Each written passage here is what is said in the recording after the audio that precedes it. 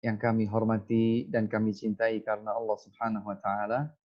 Assalamualaikum warahmatullahi wabarakatuh. A'udzu billahi minasy syaithanir rajim. Bismillahirrahmanirrahim.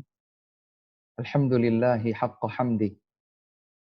Wassalatu wassalamu ala afdali rusulih wa khatami anbiya'ih. Nabiyyina Muhammadin sallallahu alaihi wa ala alihi wa ashabihi wa ikhwanihi. ومن استنى بسنته واهتدى بهديه إلى يوم لقائه. أشهد أن لا إله إلا الله وحده لا شريك له المتفرد بحق عبادته وأشهد أن نبينا محمدا عبده ورسوله الداعي إلى رضوانه اللهم صل وسلم عليه وعلى آله وصحبه ومن تبعهم بإحسان إلى يوم لا ريب فيه. Amma ba'du, teman-teman sekalian yang semoga selalu dimuliakan dan dikasihi oleh Allah Subhanahu wa taala.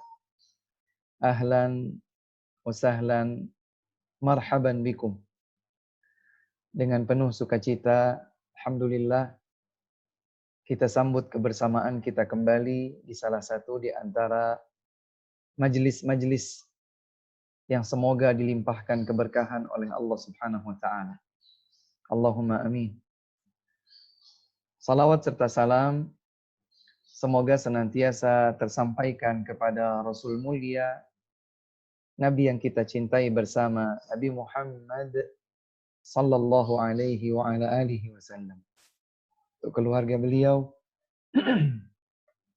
untuk istri-istri beliau, ummahatul mukminin, juga untuk sahabat-sahabat beliau tanpa terkecuali.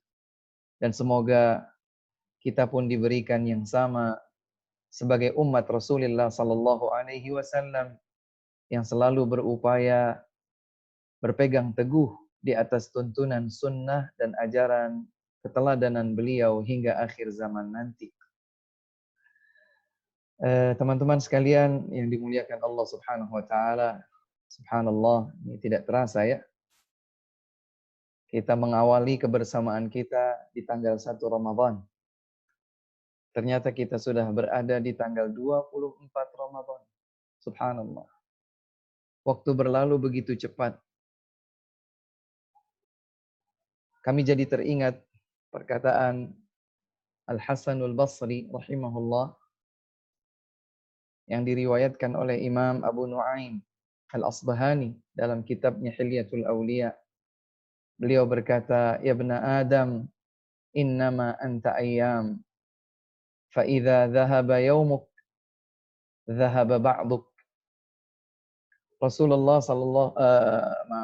Al-Hasan Al-Basri rahimahullah, seorang tabi'in, seorang alim yang salih di zamannya. Beliau berguru dari beberapa sahabat Rasulullah sallallahu alaihi wasallam. Salah satu di antara generasi ketiga terbaik pertama di sepanjang perjalanan umat Nabi Muhammad sallallahu alaihi wasallam ini. Beliau Al-Hasanul Basri rahimahullahu taala menyatakan, "Ya ibna Adam, wahai anak cucu Adam, innama anta ayyam. Engkau tidak lain adalah rangkaian dari waktu. Fa idza dhahaba yaumun, dhahaba ba'duk." Apabila satu hari berlalu, sesungguhnya bagian dari dirimu pun ikut berlalu.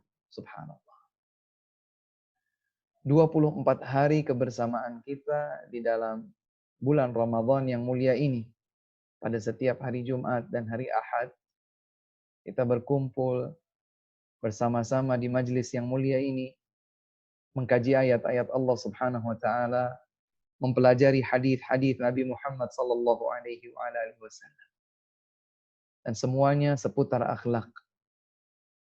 Akhlak yang sudah kita pelajari bersama berarti agama. Karena agama adalah akhlak. Demikianlah tafsir Abdullah bin Abbas, sahabat mulia, tatkala beliau menguraikan makna tafsir wa innaka la'ala khuluqin 'azim. Sesungguhnya engkau wahai Muhammad sallallahu alaihi wasallam sungguh berada di atas akhlak yang agung. Kemudian Ibnu Abbas menyatakan yakni berada di atas agama yang agung. Akhlak yang agung adalah tuntunan agama yang agung. Agama yang mulia ini mengajarkan semua yang membentuk akhlak mulia pada diri seorang hamba.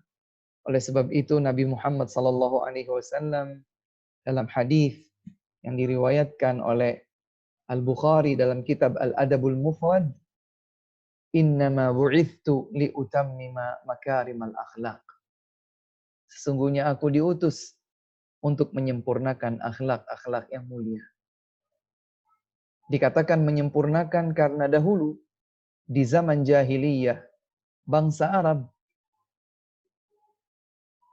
kaum jahiliyah yang mana Nabi sallallahu alaihi wasallam dilahirkan di tengah-tengah mereka, memiliki beberapa di antara akhlak yang mulia.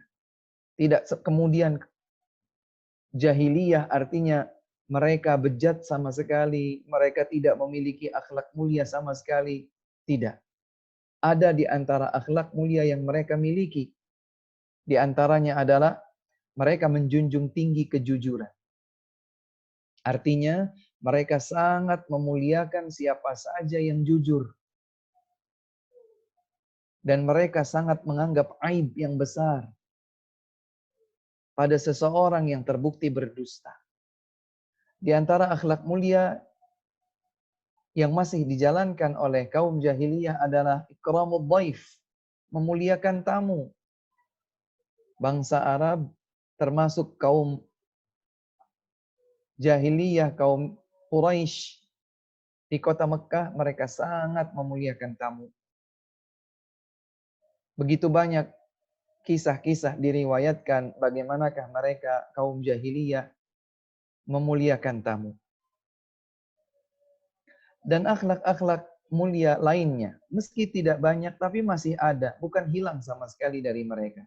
Maka Nabi Muhammad sallallahu alaihi wasallam diutus ke tengah-tengah mereka yang ternyata risalah kenabian beliau adalah risalah kenabian yang menjadi agama terakhir penutup sampai akhir zaman nanti, mengajarkan dan menyempurnakan akhlak yang mulia. Teman-teman sekalian yang dimuliakan oleh Allah Subhanahu wa taala. Sudah 7 pertemuan kurang lebih kita bahas tentang berbagai hal seputar akhlak yang mulia. Yang merupakan prinsip-prinsip pokok tuntunan Islam dari ayat-ayat Allah Subhanahu wa taala yang mulia dalam Al-Qur'anul Karim dan juga dari hadis-hadis Rasulullah sallallahu alaihi wa ala alihi wasallam yang sahihah. Dan di kesempatan sore hari yang berbahagia ini, waktu Indonesia, adapun waktu Jerman mungkin masih waktu duha ya, terus mendekat ke waktu zuhur. Kita akan bahas pada kesempatan kali ini insyaallah tentang tuntunan doa seputar akhlak. Dan sebelum kami masuk kepada rangkaian doa-doa yang berhubungan dengan akhlak, izinkan kami untuk mengingatkan kita semua, teman-teman sekalian. Mengingatkan kita semua tentang urgensi doa sekaligus kedudukan yang mulia tentang doa. Di dalam sebuah kesempatan Rasulullah sallallahu alaihi wa ala alihi wasallam bersabda. Rasulullah sallallahu alaihi wasallam bersabda, "Ad-du'a'u huwal ibadah." Doa itu adalah ibadah. Ya. Rasulullah sallallahu alaihi wasallam menyatakan bahwa doa itu adalah ibadah. Perlu kami sampaikan bahwa ucapan Nabi Muhammad sallallahu alaihi wa ala alihi wasallam ini memiliki makna yang luas. Tatkala Nabi SAW menyatakan inna du'a huwal ibadah, sesungguhnya doa adalah ibadah, bukan berarti hanya doa yang disebut ibadah. Karena kita tahu ada begitu banyak amal yang merupakan ibadah kepada Allah Subhanahu wa taala. Namun ini disebut sebagai hasrul kalam, pembatasan konsentrasi sebuah pembicaraan. Seperti halnya Nabi Muhammad SAW bersabda misalnya, ad-dinun nasihah, agama adalah nasihat. Ternyata maksudnya adalah yang dijelaskan pada bagian hadis berikutnya. Semua yang berkaitan dengan hak Allah, dengan hak kitabullah Al-Quran, yang berkaitan dengan hak Rasulullah SAW, yang berkaitan dengan hak para pemimpin kaum muslimin dan keumuman kaum muslimin. Tapi Nabi menyatakan, ad-dinun nasihah. Agama adalah nasihat. Padahal kita tahu ada rukun-rukun Islam, ada rukun-rukun iman, ada kewajiban, ada tuntunan yang dianjurkan, dan seterusnya. Namun Nabi SAW ingin fokus dan konsen terhadap sesuatu berkaitan dengan nasihat. Demikian pula serupa dengan hadis Nabi SAW, al-hajju arafah. Haji itu adalah wukuf di Arafah. Subhanallah. Apakah artinya hanya wukuf di Arafah yang merupakan ibadah atau rangkaian ibadah haji? Tidak. Kita tahu haji itu ada tawaf, ada sa'i, ya, ada melontar di Jamarat, ada mabit di Mina, ada mabit di Muzdalifah, ada mencukur, ya, ada menyembelih hadyu dan lain sebagainya. Namun mengapa Nabi Muhammad SAW menyatakan al-hajju arafah? Jantung haji ada pada wukuf di Arafah. Di antara penjelasannya adalah karena wukuf di Arafah adalah bagian yang tidak boleh terluput, baik waktu ataupun pelaksanaannya. Katakanlah seseorang terlambat datang sampai di Mekah di tanggal 9 Dzulhijjah. Kemudian dia bergegas menuju Arafah. Ternyata di Arafah dia sampai sekitar jam 4:30 sore atau jam 5 sore, sesaat saja sebelum matahari terbenam. Maka dia sempat untuk wukuf di Arafah, dia masih mungkin untuk menyelesaikan ibadah haji dengan sempurna. Karena tawaf, ifadah, sa'i, haji bisa disusulkan berikutnya. Mabit di di Mina pada hari Tarwiyah tanggal 8, saat kita terluput maka tidak mengganggu keabsahan haji. Tapi kalau seandainya seseorang terluput dari Arafah, dari wukuf di Arafah, katakanlah dia terlambat datang, ternyata sampai di Arafah, setelah terbenamnya matahari, dia tidak sempat berwukuf sama sekali. Maka dengan cara apapun dia tidak bisa menyempurnakan hajinya. Dia wajib mengulangi untuk pelaksanaan hajinya di tahun mendatang. Maka Nabi SAW menyatakan al-hajju Arafah. Haji itu adalah wukuf di Arafah. Maka demikian hadis yang berhubungan dengan pembahasan kita yaitu berdoa. Nabi Muhammad SAW menyatakan, Inna du'a huwal ibadah. Sesungguhnya doa itu adalah ibadah. Hadis ini sahih, diriwayatkan oleh Imam Ahmad dan Al-Bukhari dalam kitab Al-Adabul Mufrad. Teman-teman sekalian yang dimuliakan Allah Subhanahu wa taala, para ulama menjelaskan bahwa Ramadan adalah syahrud du'a, bulannya berdoa. Ramadan adalah madrasah, tempat kita mengasah kedekatan diri kepada Allah Subhanahu wa taala dengan berdoa. Hal ini tercermin di dalam ayat 186 dalam surat Al-Baqarah. Kalau teman-teman ingat firman Allah Subhanahu wa taala tentang kewajiban saum di ayat 183 pada surat Al-Baqarah. Insya Allah kita semua sudah semakin hafal ayatnya karena sering diulang-ulang oleh para ustadz, ya, oleh para khatib, oleh para da'i saat mereka menyampaikan materi kajian ilmiah. Allah Subhanahu wa taala berfirman, ya ayyuhalladzina amanu kutiba alaikumus shiyam kama kutiba alal ladzina min qablikum la'allakum tattaqun. Lihat ayat berikutnya 184, ternyata masih tentang saum Ramadan ayyaman ma'dudat. Faman kana minkum maridan aw ala safarin. Begitu pula dengan ayat 185. Coba lihat 186 dalam surat Al-Baqarah ini. Ternyata di serangkaian ayat-ayat tentang saum Ramadan, tentang puasa di bulan suci Ramadan, ada ayat yang Allah Subhanahu wa taala sebutkan tentang doa. Allah Subhanahu wa taala berfirman, "Wa idza sa'alaka 'ibadi 'anni fa inni qarib ujibu da'watad da'i idza da'an falyastajibu li wal yu'minu bi la'allahum yarshudun." Dan apabila hamba-hambaku bertanya kepada engkau wahai Muhammad tentang aku, kabarkan kepada mereka, jawab untuk mereka, fa inni qarib, sesungguhnya aku dekat.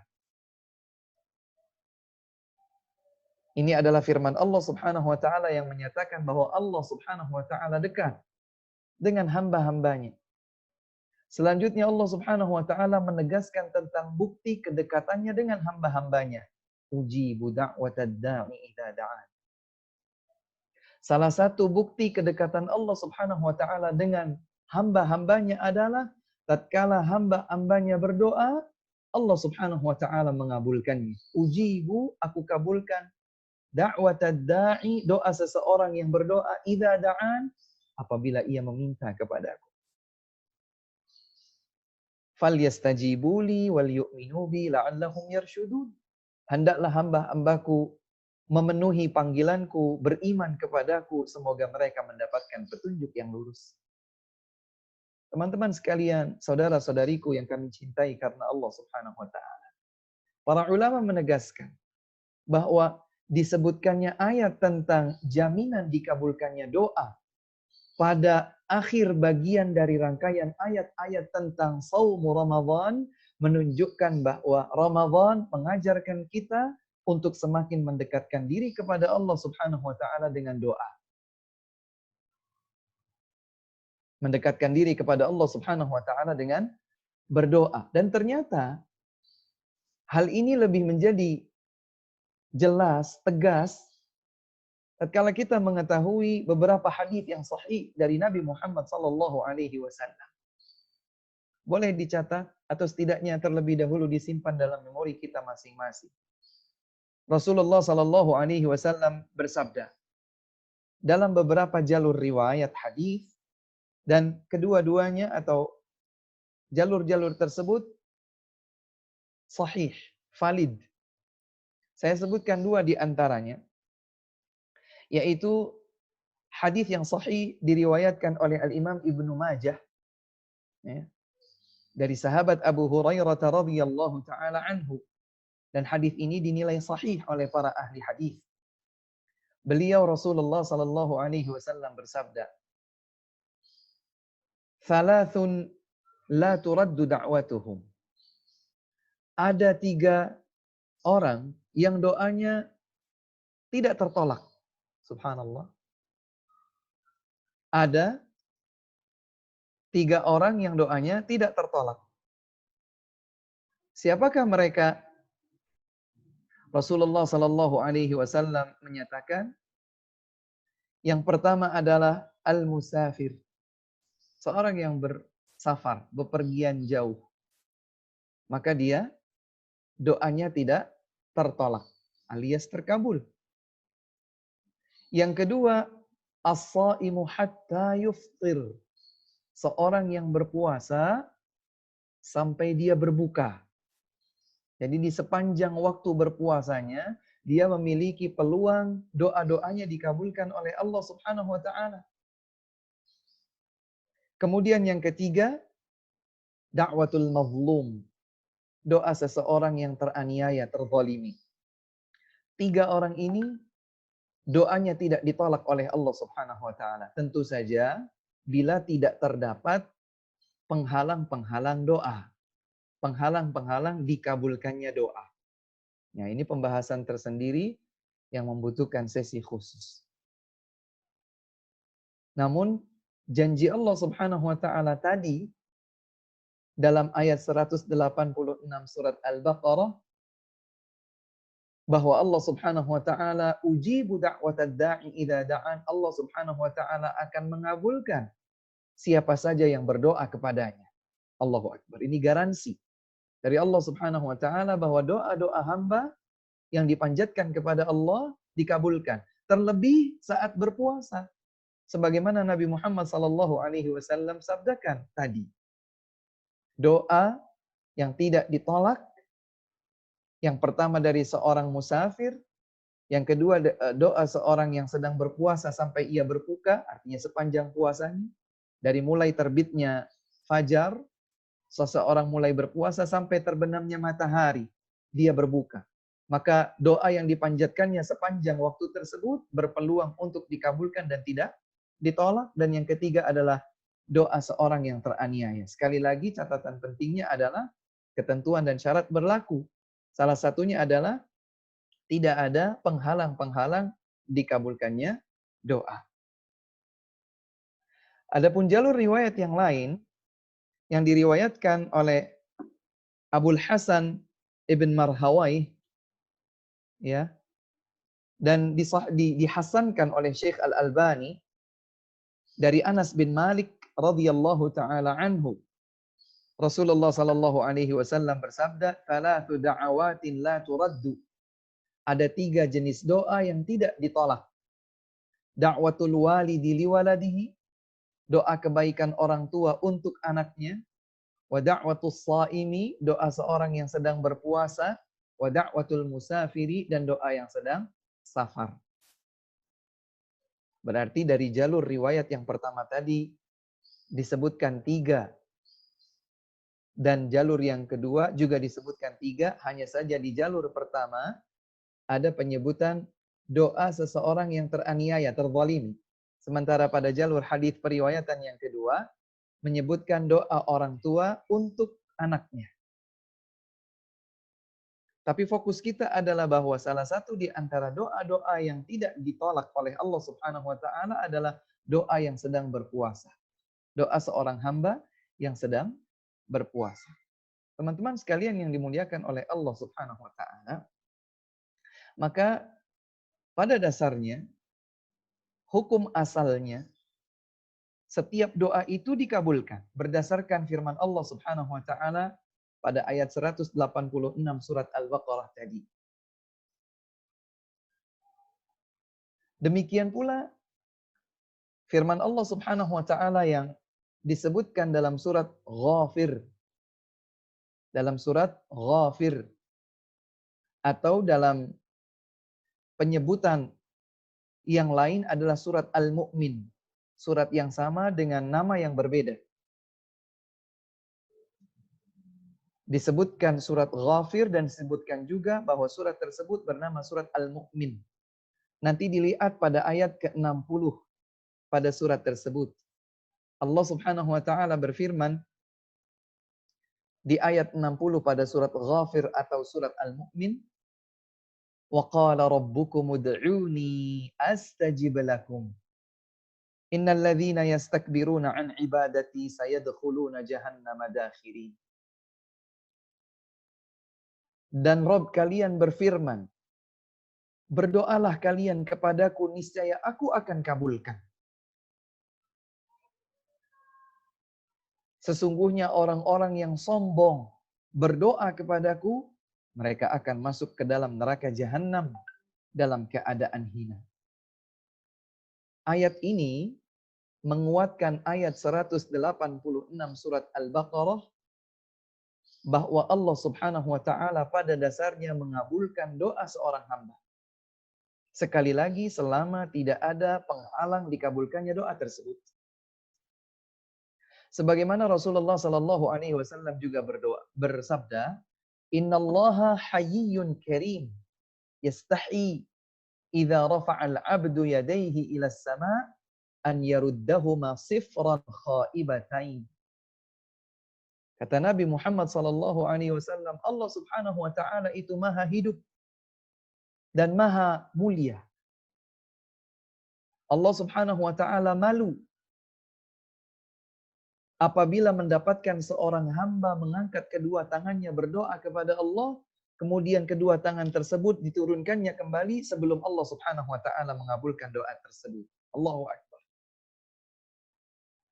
Ini menunjukkan bahwa hukum asal doa diterima oleh Allah Subhanahu wa taala. Apalagi seorang hamba yang menjalankan etika-etika dikabulkannya doa, di antaranya adalah mengangkat kedua tangan. Mungkin seseorang bertanya, Ustadz, ada seseorang berdoa begitu banyak, begitu lama, bertahun-tahun lamanya dia berdoa memohon kepada Allah Subhanahu wa taala sesuatu tapi Allah tidak kabulkan. Allah belum lagi memberikan apa yang dimintanya di dalam doa. Kemungkinan apakah yang terjadi? Satu di antara dua kemungkinan. Kemungkinan yang pertama adalah bahwa doa tersebut tertolak karena adanya penghalang-penghalang doa, penghalang-penghalang dikabulkannya doa. Saya sebutkan secara cepat, di antara yang dapat menghalangi terkabulnya doa seorang hamba adalah yang pertama, dosa. Dosa dapat menghalangi terkabulnya doa. Karena dosa adalah kezaliman seorang hamba, baik kepada Allah Subhanahu wa taala atau kepada dirinya sendiri. Bentuk kezaliman kepada Allah adalah karena dia melanggar batasan-batasan Allah Subhanahu wa taala dan Allah akan murka kepadanya. Dan menzalimi diri hamba tersebut karena sesungguhnya akibat buruk dari perbuatan dosa tidaklah kembali kecuali kepada pelakunya.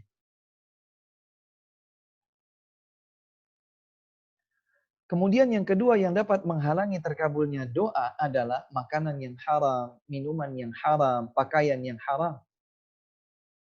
Itu dapat menghalangi terkabulnya doa.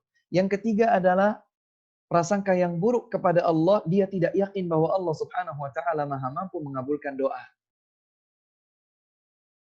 Ketidakyakinan seorang hamba bahwa Allah Subhanahu wa taala Maha mampu mengabulkan doa di antaranya terindikasi saat dia menyatakan insya Allah. Jadi di dalam etika berdoa, agar doa kita itu tidak ditolak oleh Allah Subhanahu wa taala, kita tidak perlu mengatakan insya Allah. Ya Allah ampuni aku jika engkau berkenan, kalau diterjemahkan ke dalam bahasa Indonesia ya. Ya Allah ampuni aku jika engkau berkenan. Ya Allah jika engkau mengizinkan, kasih sayangilah aku dengan menikahi fulan. Kata-kata insya Allah atau jika engkau berkenan, jika engkau izinkan menunjukkan ada keraguan pada dirinya bahwa Allah Subhanahu wa taala Maha mampu mengabulkan. Makanya Nabi berpesan, i'zimil mas'alah. Bersungguh-sungguhlah untuk berdoa. Ud'ullaha wa antum muqinuna bil ijabah. Berdoalah kepada Allah Subhanahu wa taala dalam keadaan kalian yakin bahwa Allah Subhanahu wa taala Maha mampu untuk mengabulkan doa. Di antara yang dapat menghalangi terkabulnya doa adalah istijal. Seseorang merasa saya sudah berdoa tapi Allah belum kabulkan. Ya sudahlah, tidak usah berdoa, putus asa. Keputusasaan di dalam berdoa justru akan menghalangi terkabulnya doa. Dan di antara penghalang terkabulnya doa adalah kalbu yang lalai, kalbu yang alpa saat berdoa. Jadi seseorang komat kamit lisannya dengan doa, tapi dia tidak tahu apa yang sebetulnya sedang dia minta. Jiwanya, kalbunya tidak terlibat untuk menghayati apa yang dia sedang minta dalam doanya. Hal yang seperti itu juga akan menyebabkan tertolaknya doa. Innallaha la yaqbalu du'aan min qalbi rajulin ghafilin lahin. Kata Nabi SAW, sesungguhnya Allah Subhanahu wa taala tidak menerima doa dari seseorang yang kalbunya alpa, lagi lalai. Itu secara cepat beberapa penghalang terkabulnya doa. Intinya adalah bahwa ketika seorang hamba doanya belum lagi dikabulkan oleh Allah Subhanahu wa taala, ada satu di antara dua kemungkinan. Kemungkinan yang pertama adalah bahwa Allah Subhanahu wa taala menghalangi terkabulnya doanya disebabkan adanya penghalang-penghalang terkabulnya doa. Adapun kemungkinan yang kedua adalah yang disebutkan oleh Nabi Muhammad SAW dalam sebuah hadis.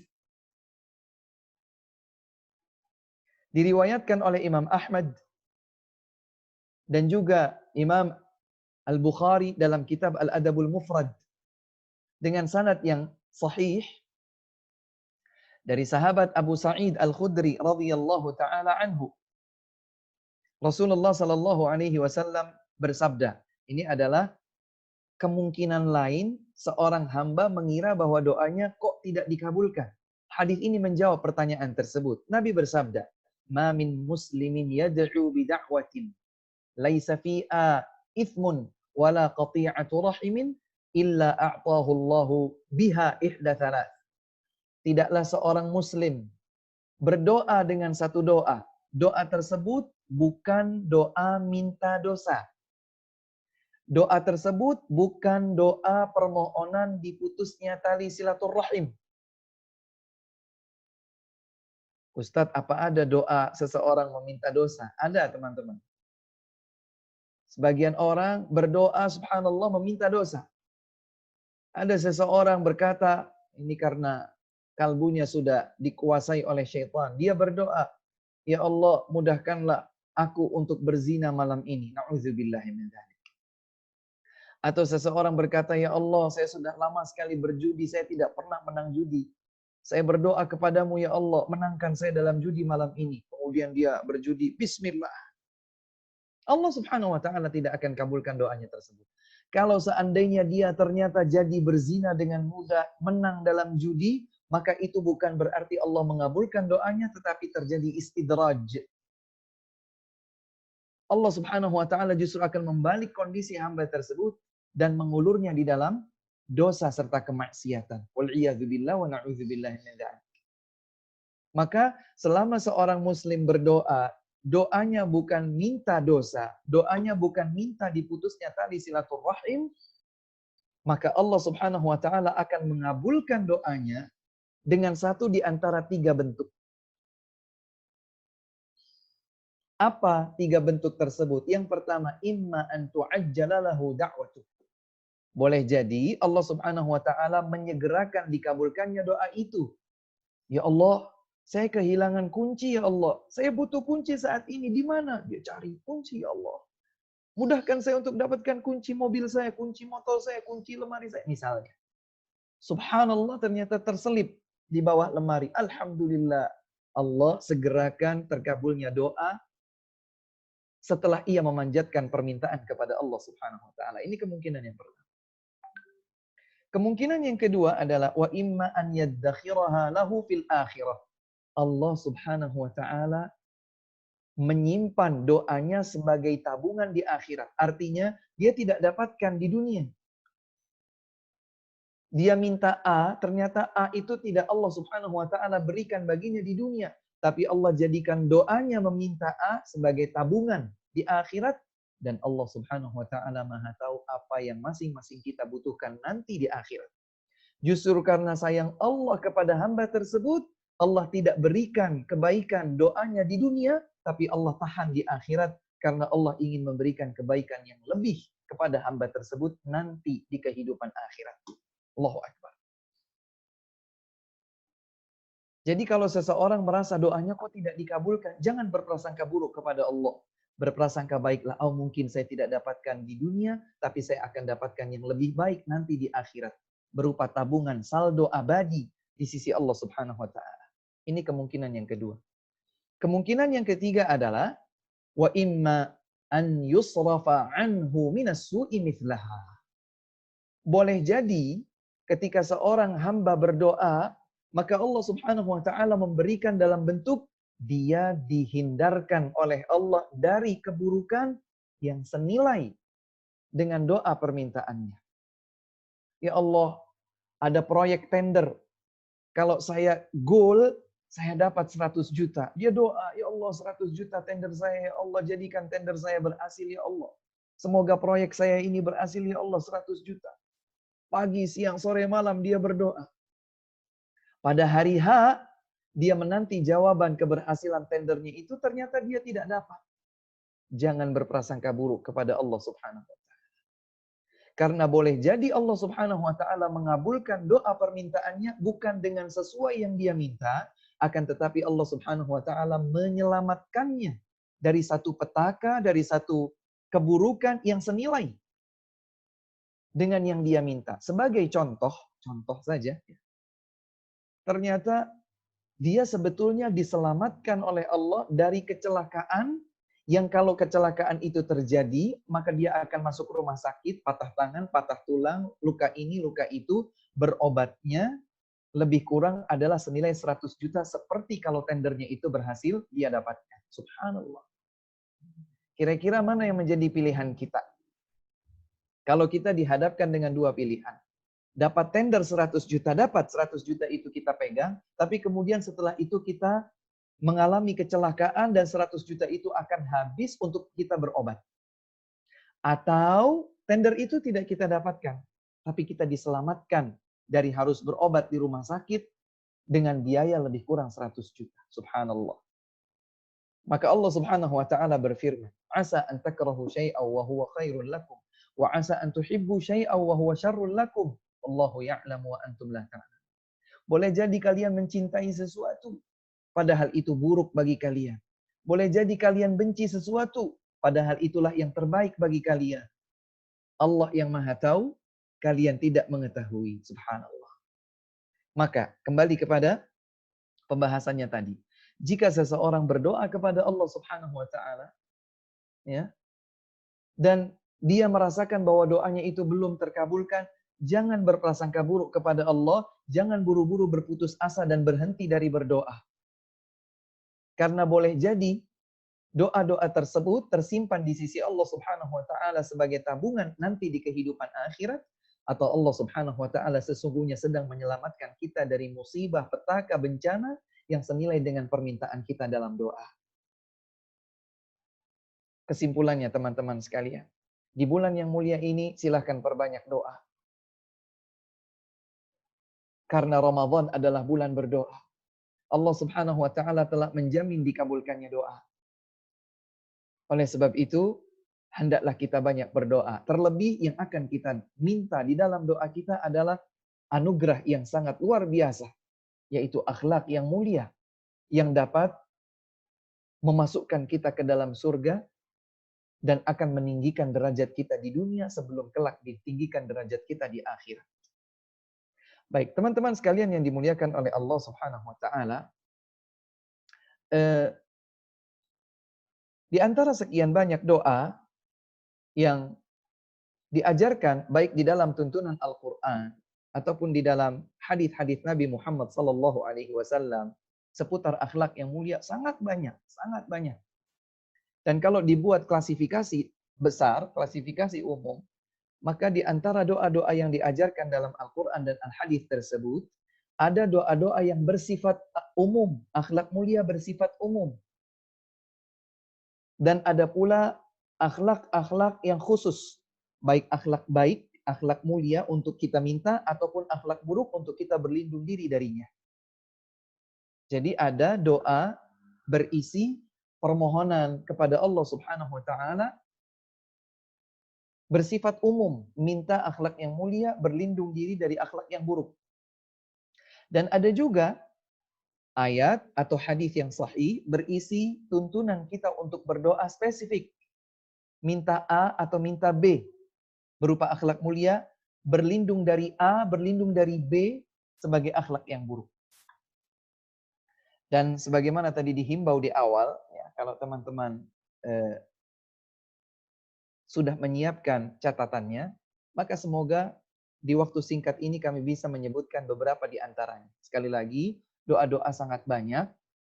Yang paling penting adalah jelas terbukti keberadaan tuntunan doa tersebut di dalam ayat-ayat Al-Quran dan juga di dalam hadis-hadis Nabi Muhammad SAW yang sahihah. Saya berupaya untuk menyebutkan doa-doa yang diriwayatkan dalam hadis dengan riwayat yang valid. Sebab ada beberapa doa yang terhubung dengan pembahasan kita ini, namun ternyata doanya, riwayatnya adalah riwayat yang lemah atau bahkan sebagiannya sampai derajat palsu. Tidak akan saya sebutkan kecuali untuk isyarat agar kita memahami saja. Baik, teman-teman sekalian yang dimuliakan Allah Subhanahu wa taala, di antara doa-doa yang diajarkan oleh Nabi sallallahu alaihi wasallam untuk kita meminta akhlak yang mulia adalah doa yang diriwayatkan oleh Imam Muslim dari Ali ibnu Abi Thalib radhiyallahu anhu. Doanya berbunyi, Ihdini li ahsanil akhlaq. Ihdini li ahsanil akhlaq. La yahdi li ahsaniha. La yahdi li ahsaniha illa ant. Wasrif anni sayyi'aha. La yasrifu anni sayyi'aha illa ant.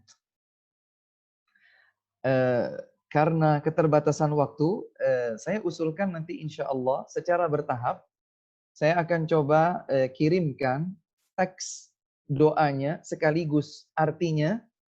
Saya akan kirimkan kepada Akhi Syauqi, karena kebetulan saya baru punya nomor beliau. Nanti insya Allah beliau yang bisa share kepada teman-teman sekalian dengan media yang menghubungkan teman-teman sekalian. Ya. Saya khawatir sekalipun saya sudah ulang, mungkin teman-teman kesulitan dalam mengikuti bunyi doanya. Tapi insya Allah supaya bisa lebih mudah juga dilihat, dihafalkan, dan disimpan gitu ya. Insya Allah saya akan coba kirimkan secara bertahap. Kenapa secara bertahap? Supaya sempat waktu untuk saya menuliskan terjemahannya dulu. Ya. Karena yang sudah saya kumpulkan dalam artikel semuanya berbahasa Arab. Namun agar bisa dihayati saat kita berdoa dengan doa tersebut, saya coba sisipkan terjemahannya untuk membantu kita menghayati doa tersebut saat kita panjatkan. Baik, doa yang pertama adalah doa yang sahih diriwayatkan oleh Imam Muslim dari Ali bin Abi Thalib radhiyallahu anhu. Nabi mengajarkan kita sebuah doa, Ihdini li ahsanil akhlaq. Ya Allah, tunjukkan untukku akhlak yang baik. La yahdi li ahsaniha illa ant. Tidak ada yang menunjukkan akhlak terbaik kecuali Engkau ya Allah. Diminta kepada Allah Subhanahu wa taala. Nabi Muhammad sallallahu alaihi wasallam juga minta kepada Allah. Maka kita sebagai umat beliau kita minta kepada Allah Subhanahu wa taala. Wasrif anni sayyi'aha la yasrifu anni sayyi'aha illa ant. Doanya berlanjut, ya Allah, jauhkan aku dari akhlak-akhlak yang buruk. Tidak ada yang dapat menjauhkannya dariku kecuali Engkau ya Allah. Ya, Masya Allah ya. Ini bersifat umum. Minta kepada Allah akhlak yang mulia, minta kepada Allah dilindungi, dijauhkan dari akhlak yang buruk. Dan ini hendaklah menjadi doa rutin kita. Baik diri kita ataupun pasangan hidup kita, atau kita kalau sudah menjadi orang tua, buat anak keturunan kita. Memohon kepada Allah Subhanahu wa taala agar dianugerahkan akhlak yang mulia dan dilindungi oleh Allah Subhanahu wa taala dari akhlak yang tercela, buruk. Kemudian doa yang lain adalah doa yang diriwayatkan oleh Imam Tirmidzi dari sahabat Qutbah bin Malik radhiyallahu anhu. Dahulu Rasulullah sallallahu alaihi wasallam berdoa, Allahumma inni a'udzubika min munkaratil akhlaqi wal a'mali wal ahwa'i wal adwa. Ya Allah, sesungguhnya aku berlindung diri kepada Engkau dari yang buruk-buruk dan mungkar-mungkar di antara akhlak atau perbuatan atau bisikan hawa nafsu atau penyakit. Jadi memohon perlindungan kepada Allah Subhanahu wa taala dari 4 hal. Ya Allah, lindungilah hamba dari akhlak yang buruk, perbuatan yang mungkar, amal perbuatan yang mungkar, bisikan hawa nafsu yang melenceng, dan penyakit-penyakit yang menakutkan. Termasuk doa ini tentu bisa kita baca di masa-masa seperti ini. Berlindung diri kepada Allah Subhanahu wa taala dari terjangkit virus corona atau COVID-19. Kita memohon kepada Allah Subhanahu wa taala perlindungan. Allahumma inni a'udzubika min munkaratil akhlaqi wal a'mali wal ahwa'i wal adwa. Ya Allah, aku berlindung diri kepada Engkau dari akhlak yang buruk, dari amal perbuatan yang jelek, yang mungkar, dari bisikan hawa nafsu yang kotor, dan dari penyakit-penyakit yang menakutkan. Demikian pula di antara doa yang bersifat umum, kita meminta akhlak yang mulia adalah yang diriwayatkan secara sahih, disahihkan oleh Syekh Al-Albani, diriwayatkan oleh Imam Ahmad, diriwayatkan oleh Al-Bukhari dalam Al-Adabul Mufrad, diriwayatkan oleh Imam Ibn Hibban dalam kitab Sahih, diriwayatkan oleh At-Tayalisi, diriwayatkan oleh Abu Ya'la, dan seterusnya. Allahumma ahsanta khalqi fa ahsin khuluqi. Ya Allah, Engkau telah menciptakan aku dengan penciptaan yang baik. Maka perbaikilah akhlakku. Indahkanlah akhlakku. Ya Allah, Engkau telah mengindahkan penciptaanku, maka indahkan perangaiku. Ada satu catatan yang penting kami sampaikan. Mungkin kita pernah mendengar atau suatu saat nanti mendengar bahwa doa ini atau serupa dengan ini dibaca khusus pada saat kita bercermin. Ternyata hadis yang menyebutkan bahwa doa ini dibaca khusus pada saat bercermin lemah. Bahkan lemahnya lemah sekali. Sebagian jalurnya bahkan sampai kepada derajat palsu. Sehingga kesimpulannya, doa ini tidak bersifat khusus dibaca hanya saat kita bercermin. Justru doa ini bisa dibaca kapan saja secara mutlak. Kapan saja kita bisa berdoa dengan doa ini. Allahumma ahsanta khalqi fa ahsin khuluqi. Ya Allah, Engkau telah memperindah penciptaanku. Ya Allah, indahkanlah perangai akhlakku. Baik teman-teman yang dimuliakan Allah Subhanahu wa taala, di antara doa yang diajarkan oleh Nabi Muhammad sallallahu alaihi wa ala alihi wasallam, diriwayatkan oleh Imam Ahmad, Imam Tirmidzi, ya, dan yang lainnya, disahihkan oleh Syekh Al-Albani, doa yang diajarkan oleh Nabi sallallahu alaihi wasallam. Allahumma inni as'aluka fi'lal khairat wa tarkal munkarat wa hubbal masakin wa an taghfira li wa tarhamani wa idza aradta fitnata qaumin fatawaffani ghaira maftun. Allahumma inni as'aluka hubbak wa hubba man yuhibbuk wa hubba amalin yuqarribuni ila hubbik. Subhanallah, doa yang indah sekali. Kata Nabi SAW mengajarkan kita doa ini. Beliau juga berdoa.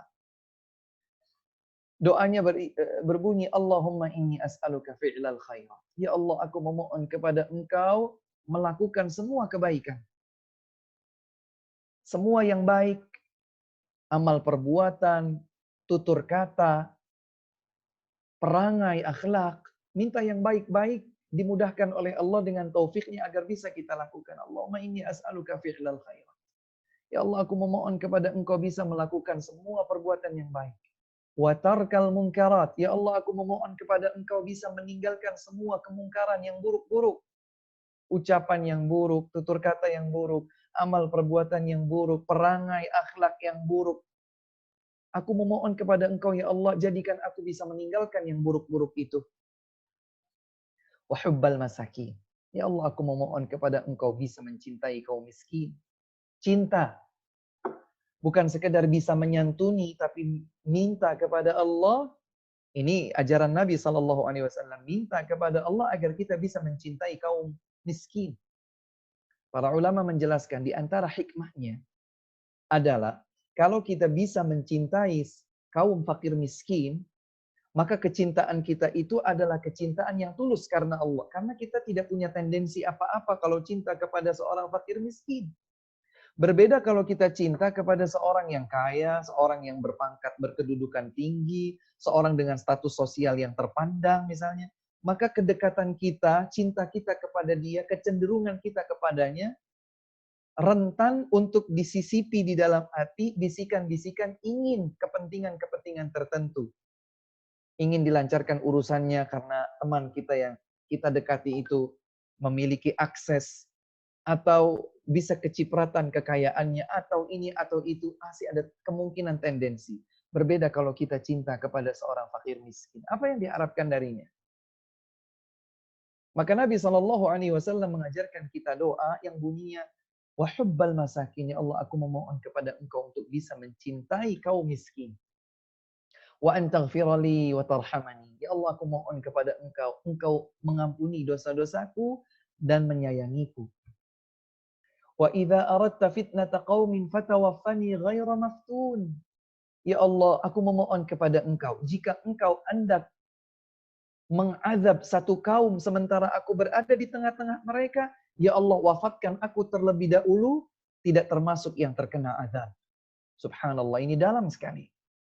Ya, terkadang barangkali kita berada di tempat di mana kita di tengah-tengah kaum yang dimurkai oleh Allah Subhanahu wa taala. Entah di mana.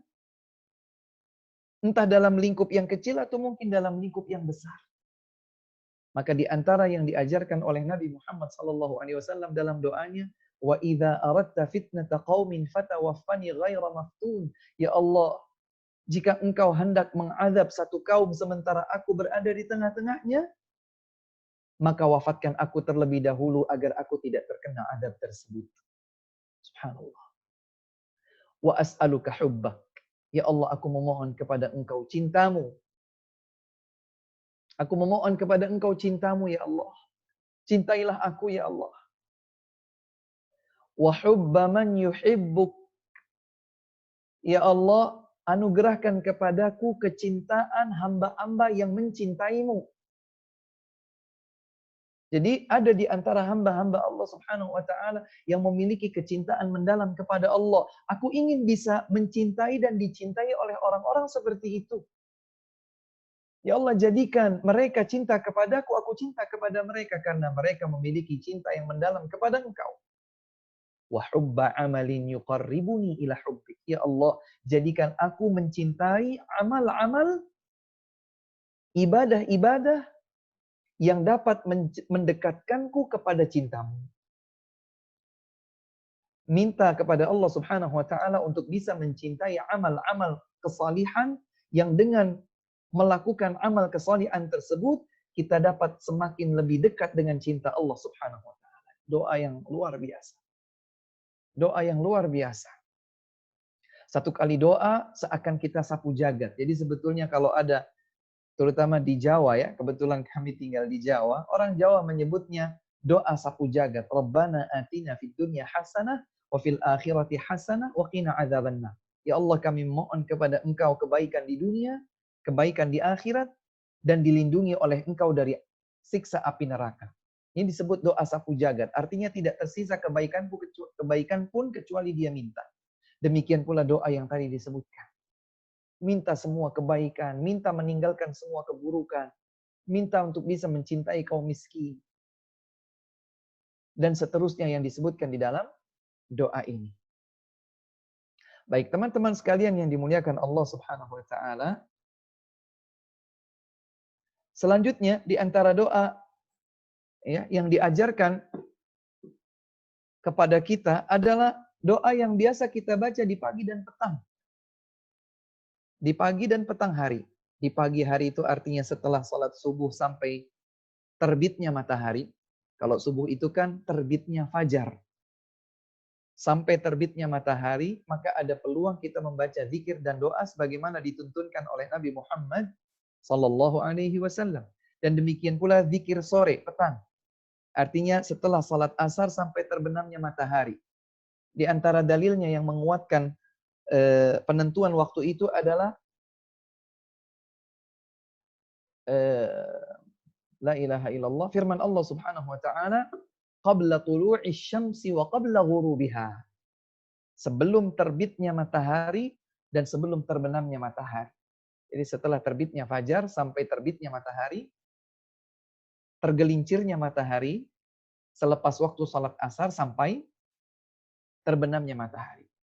Di antara doa yang diajarkan oleh Nabi Muhammad SAW untuk kita baca pada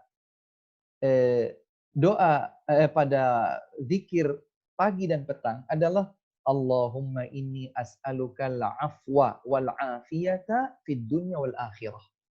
Ya Allah, aku memohon kepada Engkau ampunan dan keselamatan di dunia dan di akhirat. Jadi perbuatan yang buruk, tutur bicara yang tidak baik, perilaku, akhlak yang tercela, minta dilindungi oleh Allah Subhanahu wa taala.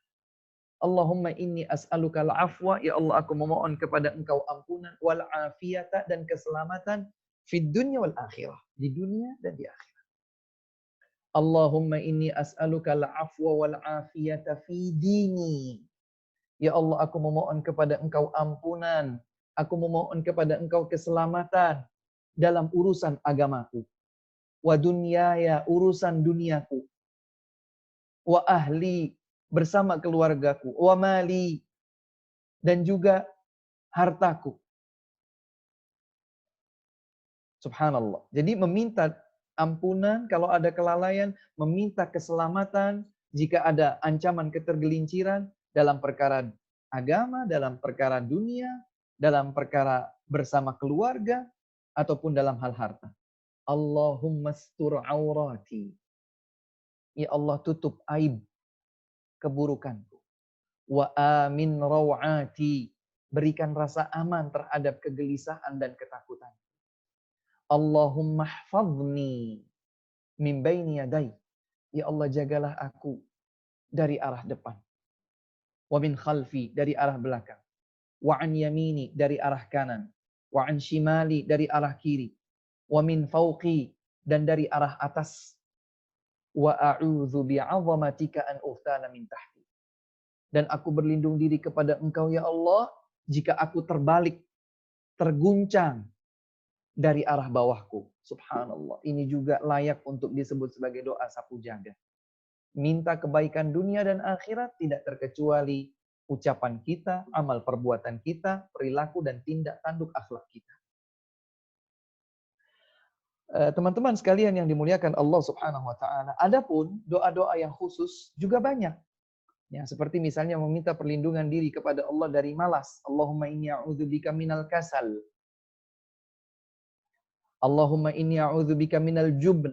Ya Allah, aku berlindung diri kepada Engkau dari rasa takut yang menunjukkan sifat pengecut. Ya. Berlindung diri kepada Allah Subhanahu wa taala dari kedengkian. Ya, ada doa-doa yang bersifat khusus dan ini banyak. Saya menghimbau teman-teman sekalian memiliki satu buku saku panduan yang berisi tuntunan doa-doa. Terutama sekali adalah doa-doa yang diajarkan di dalam Al-Quran dan juga diriwayatkan dari Nabi Muhammad SAW dalam hadis-hadis yang sahih. Baik, saya coba sebutkan beberapa doa yang berhubungan dengan akhlak disebutkan di dalam Al-Quran. Sebetulnya ada doa yang bersifat umum dan barangkali kita sudah sangat sering memanjatkannya kepada Allah Subhanahu wa taala. Rabbana la tuzigh qulubana ba'da idh hadaitana wa hab lana min ladunka rahmah innaka antal wahhab. Ya Allah, jangan Engkau simpangkan kalbu kami setelah Engkau berikan hidayah kepada kami.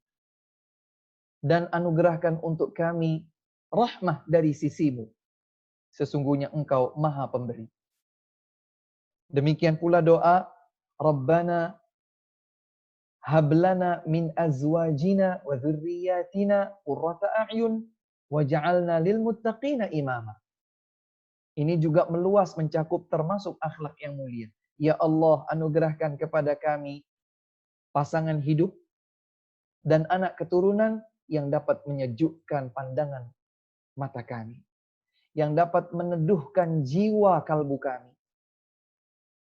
Dan jadikan kami sebagai pemimpin bagi kaum yang bertakwa. Bagi kaum yang bertakwa. Artinya diikuti dalam ketakwaan.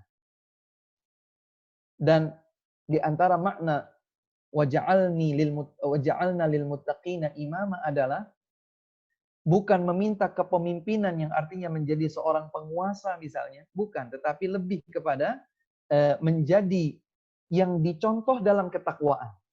Waja'alna lil muttaqin imam. Jadikan kami bagi kaum yang bertakwa sebagai panutan, sebagai contoh teladan.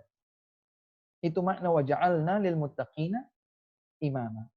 Adapun doa yang khusus terkait dengan akhlak mulia, seperti yang Allah Subhanahu wa taala firmankan dalam rangkaian ayat tentang doa Nabi Ibrahim dalam surat Ibrahim ayat 35. Alhamdulillah.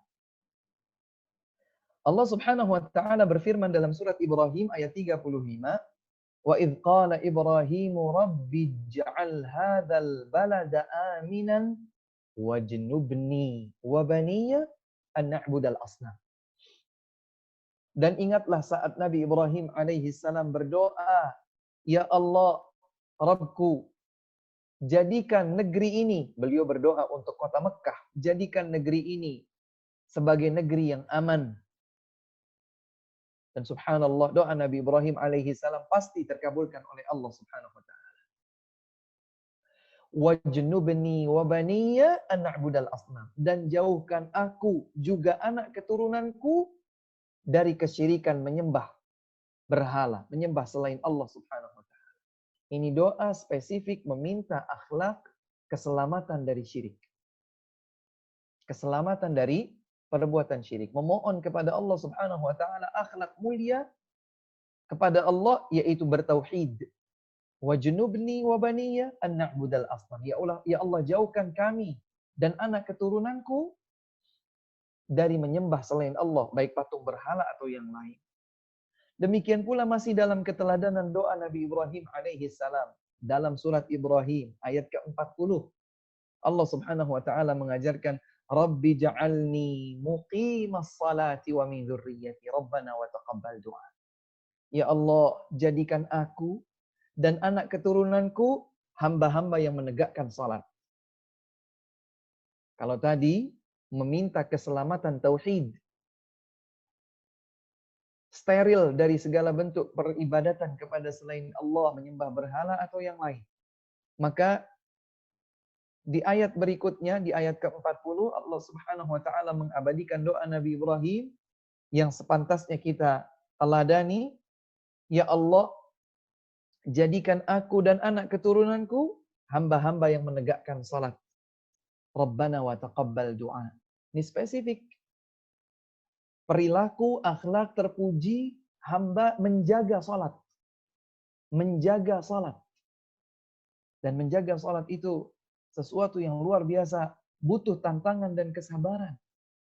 Padahal sebetulnya pelaksanaan salat cepat. 15 menit, 20 menit. Tapi untuk menjaga stabilitasnya seringkali kita membutuhkan kesabaran, perjuangan, dan kesungguhan.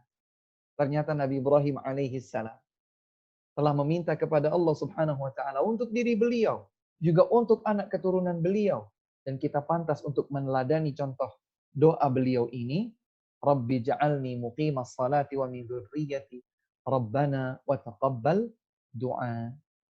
Baik teman-teman sekalian yang dimuliakan Allah Subhanahu wa taala, kira-kira itu sebagian di antara doa-doa yang berhubungan dengan akhlak mulia, baik bersifat umum ataupun bersifat khusus. Sekali lagi saya menghimbau kepada teman-teman sekalian, sekiranya memiliki panduan, ya, doa-doa, kumpulan doa-doa yang bersifat umum ataupun bersifat khusus terkait dengan akhlak yang mulia. Doa itu bisa kita jalankan selama terbukti ada dasarnya di dalam ayat suci Al-Quran maupun dalam hadis-hadis Rasulullah Sallallahu Alaihi Wasallam. Itu kurang lebih dari kami. Wallahu ta'ala a'lamu bis-shawab wa akhiru da'wana alhamdulillahi rabbil alamin.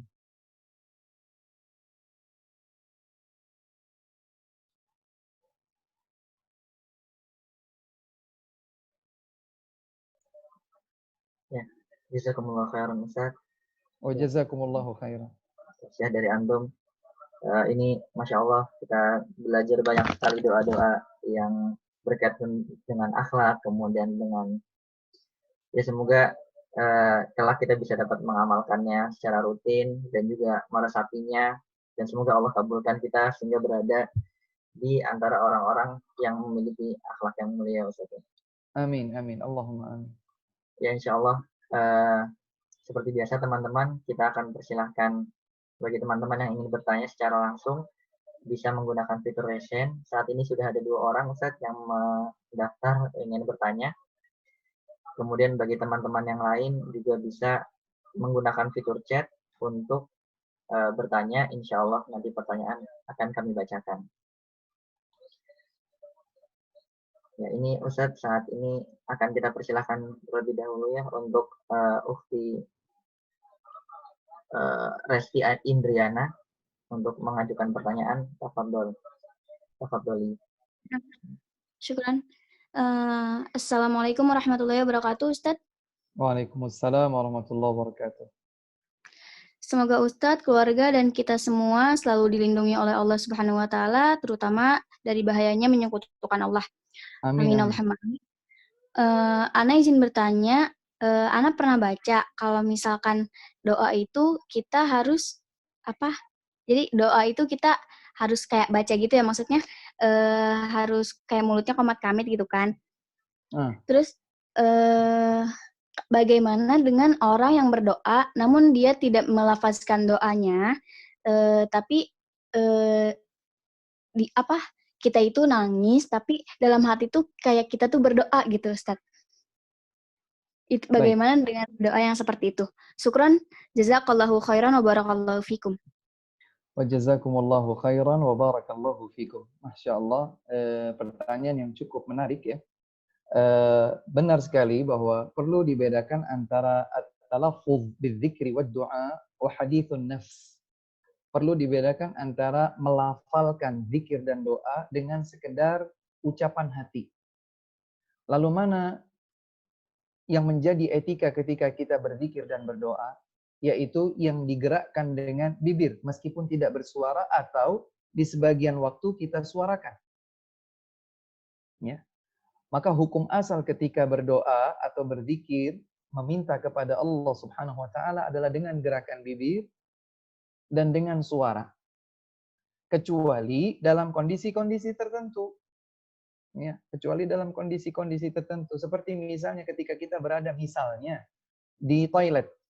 Hukum asalnya kita tidak boleh berzikir, tapi kalau seandainya kita merasakan sebuah gangguan ya, kita tahu bahwa toilet itu adalah tempatnya jin. Jin laki-laki, jin perempuan. Karenanya kalau kita masuk kamar mandi, kita berdoa terlebih dahulu. Minal khubuthi wal khaba'ith, memohon kepada Allah perlindungan diri dari jin laki-laki dan jin perempuan yang akan mungkin mengganggu kita. Tapi kita sedang tidak mungkin untuk berdoa di dalam kamar mandi. Apa yang bisa kita lakukan? Di antaranya kita bisa berdoa memohon perlindungan kepada Allah meskipun di dalam hati. Ya. Oleh sebab itu, hukum asalnya berzikir dan berdoa adalah dengan dilafalkan. Misalnya Allahumma inni as'aluka fi'lal khairat wa tarkal munkarat, atau seandainya sedang ingin dilirihkan suaranya, maka dengan gerakan bibir. Kemudian dari pertanyaan tadi disebutkan, Ustaz, bagaimana kalau seseorang itu bisa berlinang air matanya padahal dia seakan sedang bermunajat kepada Allah Subhanahu wa Ta'ala di dalam hatinya? Mungkin saja. Mungkin dia sedang mentadabburi ayat-ayat Allah Subhanahu wa Ta'ala. Dia sedang mengingat dosa-dosa. Dia tidak sedang membaca doa tertentu, tapi dia mungkin sedang menghayati keagungan Allah, kenikmatan Allah bagi dirinya. Atau dia sedang mengingat tumpukan dosa-dosanya misalnya. Kemudian akhirnya dia berlinang air mata, maka tidak masalah. Dan hendaklah kita ketika berdoa mengangkat kedua tangan ya sebagai etika umum ketika berdoa. Kecuali di tempat-tempat di mana tidak dianjurkan kita untuk mengangkat tangan. Wallahu ta'ala alam. Demikian ukhti, barakallahu fikum. Jazakallahu khairan Ustaz. Wa iyyakum wa jazakumullah khairan. Kemudian kita akan persilakan terlebih dahulu kepada Ummu Mutiah untuk bertanya. Tafadhali. Assalamualaikum warahmatullahi wabarakatuh. Waalaikumsalam warahmatullahi wabarakatuh. Jazakallah khairan atas ilmunya yang sangat bermanfaat. Wa jazakumullahu khairan. Saya ingin bertanya, apabila kita berdoa kemudian dikabulkan oleh Allah, apakah kita masih mendapatkan masih mendapatkan pahala di akhirat kelak? Seperti misalkan kita berdoa minta dilindungi dari keburukan seseorang, kemudian seketika juga dikabulkan sehingga kita dilindungi dari kejahatan orang tersebut. Kemudian apakah kita masih juga mendapatkan pahala di akhirat kelak dengan berdoa kepada Allah? Jazakallah khairan wa barakallahu fiik. Wa jazakumullahu khairan wa barakallahu fikum. Benar sekali. Seseorang akan dapat merasakan dikabulkannya doa. Kemudian pertanyaannya, apakah setelah dikabulkannya doa kita masih dapatkan pahala? Iya, pahala berdoa. Jadi yang dikabulkan itu adalah isi doanya. Yang dikabulkan adalah isi doanya. Dan dikabulkannya doa tersebut berkaitan dengan hikmah Allah Subhanahu wa taala sebagaimana tadi disebutkan dalam hadis Abu Sa'id. Seseorang mungkin mendapatkan satu dari 3 kemungkinan respon dari doa yang dipanjatkan kepada Allah selama bukan dosa, selama bukan meminta diputuskannya tali silaturahim. Jadi yang dikabulkan itu adalah isi doanya. Sementara doa itu sendiri dikabulkan ataupun tidak dikabulkan adalah ibadah. Yang tadi disebutkan inna du'a huwal ibadah. Sesungguhnya doa itu adalah ibadah dan Allah Subhanahu wa taala menyiapkan pahala, janji-janji kebaikan bagi setiap ibadah, bagi setiap amal ibadah yang dilakukan kepada Allah Subhanahu wa taala. Maka jawabannya adalah selain dia mendapatkan anugerah berupa dikabulkannya doa sesuai dengan hikmah Allah Subhanahu wa taala, maka kita pun akan dapat pahala dari doa itu sendiri. Dikabulkan atau tidak dikabulkannya doa, maka doa itu sendiri adalah ibadah. Dan apabila dilakukan ikhlas kepada Allah sesuai dengan tuntunan Nabi Muhammad SAW, maka kita berpeluang mendapatkan pahala dari Allah Subhanahu Wa Taala dari doa tersebut. Demikian, wallahu taala a'lam. Ya, jazakumullah khairan Ustaz. Wa jazakumullah khairan. Kemudian ini Anda bacakan terlebih dahulu pertanyaan yang sudah masuk ke chat sebelum kita lanjutkan ke Ummu Anissa. Ya, Ustaz, ketika doa kita belum dikabulkan oleh Allah, namun juga secara sunnatullah atau ilmu alam, hal tersebut tidak mungkin untuk terjadi. Bagaimana kita menyikapinya? Apakah kita tetap harus berdoa meminta hal yang sama? Dan bagaimana supaya hati bisa ikhlas menerimanya, Ustaz? Baik, menarik sekali. Kalau seandainya seseorang mengetahui bahwa sesuatu tidak mungkin terjadi, misalnya. Tidak mungkin terjadi. Lalu, bagaimana kita berdoa? Ya berdoa memohon kebaikan. Berdoa memohon kebaikan. Kita tidak boleh meminta sesuatu yang tidak mungkin terjadi. Seperti misalnya,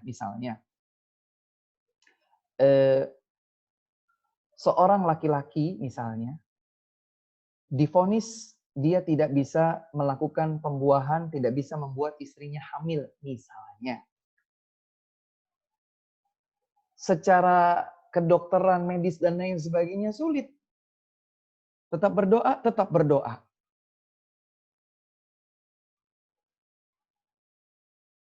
Kemudian dia berdoa meminta kebaikan bersifat umum. Di antara yang perlu disampaikan, nanti Akhi Syauqi bisa ingatkan saya, bahwa di antara yang perlu saya share juga adalah doa yang diajarkan oleh Nabi SAW. Allahumma inni as'aluka minal khairi kullihi, ajilihi wa ajilihi, ma'alimtu minhu wa ma lam a'lam. Wa a'udzu bika minasyarri kullihi, ajilihi wa ajilihi, ma'alimtu minhu wa ma lam a'lam. Ya Allah, aku memohon kepada Engkau kebaikan. Seluruh kebaikan. Sekarang dan yang akan datang. Yang aku ketahui dan yang tak aku ketahui. Dan aku berlindung diri ya Allah kepada Engkau dari semua yang buruk sekarang dan yang akan datang.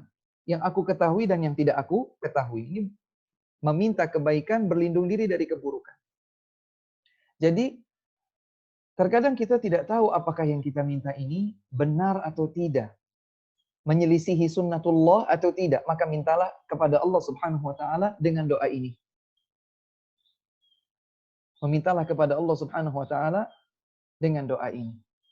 Dan hendaklah kita berlapang dada, menerima sepenuh hati, beriman kepada takdir atas semua ketetapan yang Allah Subhanahu wa ta'ala tetapkan bagi kita. Dan Allah Subhanahu wa ta'ala maha sayang kepada hamba-hambanya yang mendekat kepadanya.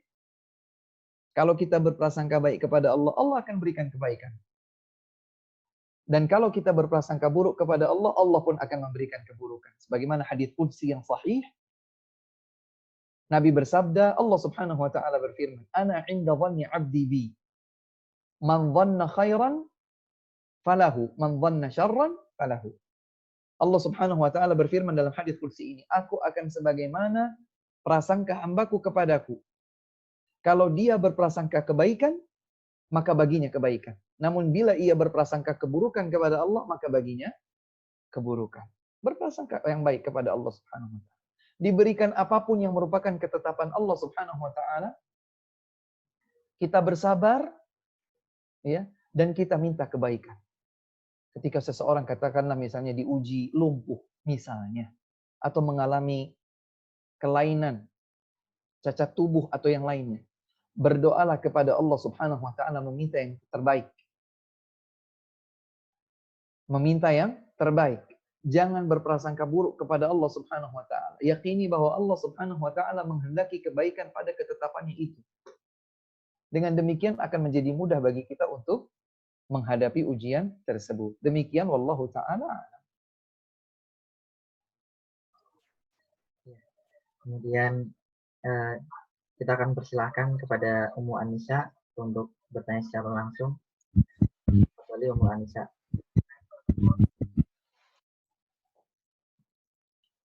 Assalamualaikum warahmatullahi wabarakatuh. Ustadz yang dirahmati Allah. Ya, silakan. Assalamualaikum warahmatullahi wabarakatuh. Ustadz yang Waalaikumsalam warahmatullahi wabarakatuh. dirahmati Allah. Jazakallahu khairan atas ilmunya yang sangat bermanfaat bagi kami.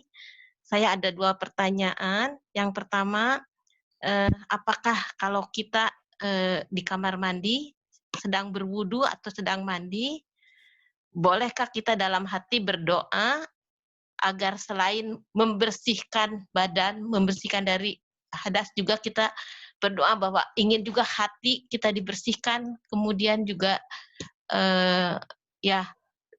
dosa-dosa juga dimaafkan. Apakah itu dibolehkan atau setelah kita keluar dari kamar mandi dalam hati? Itu yang pertama. Kemudian yang kedua, saya ingin menanyakan, saya ada doa atau sering membaca 2 doa untuk orang tua. Manakah yang lebih baik sering